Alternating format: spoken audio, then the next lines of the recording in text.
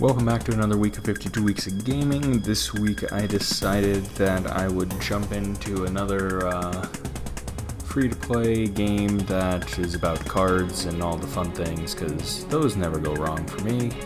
And I saw one called Minion Masters, which just sounded super interesting to me. And so I kind of had to jump into it. So Minion Masters is a game that is developed by a company called Beta Dwarf Entertainment. And the game itself is on both like Steam and Xbox. On both platforms, came out in middle of 2019. I'm losing track of time anymore. But middle of 2019, and it's a card MOBA tug of war battle arena game extraordinaire.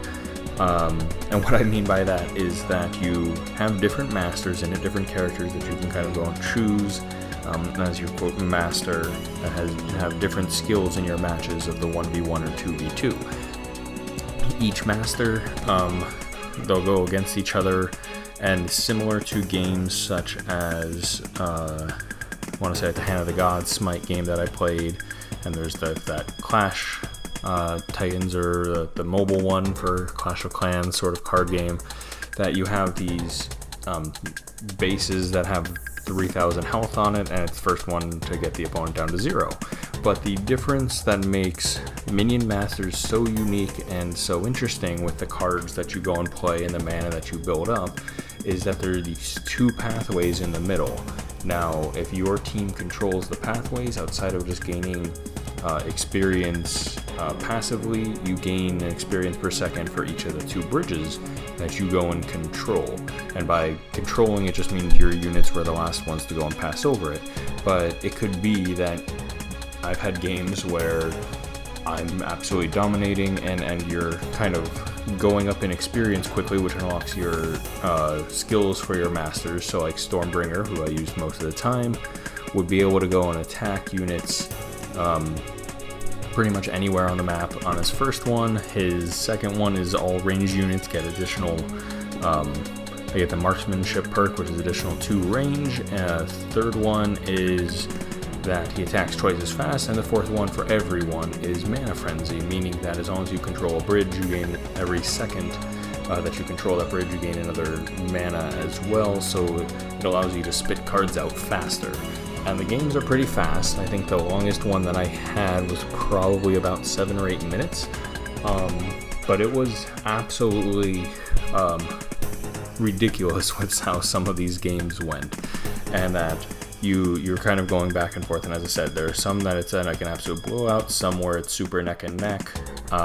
You never know what you're really going to get, though, when you go into the game. And you have that 1v1 or 2v2, but you also have the challenge mode where you're against the AI, adventure where it's kind of a story mode there, draft where you're choosing these cards, and being a card game, there's so many to go and collect and power up and unlock that there's so much to go and do in it that each game is a little bit different, and you can customize your deck to being however you want to go and play. And so if you want to go and play a bunch more lower mana units that aren't as powerful but can kind of be a nuisance in large numbers, that's fine, but your opponent might have a fireball and go and destroy all those units pretty quickly.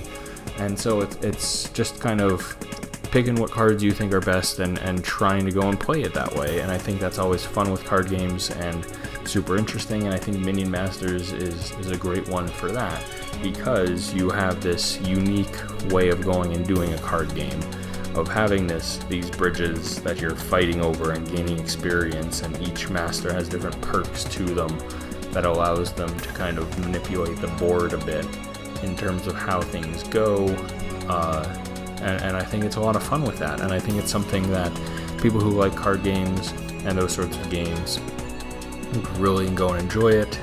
Anyone who's a fan of something honestly like Dota or League will probably go and enjoy it as well.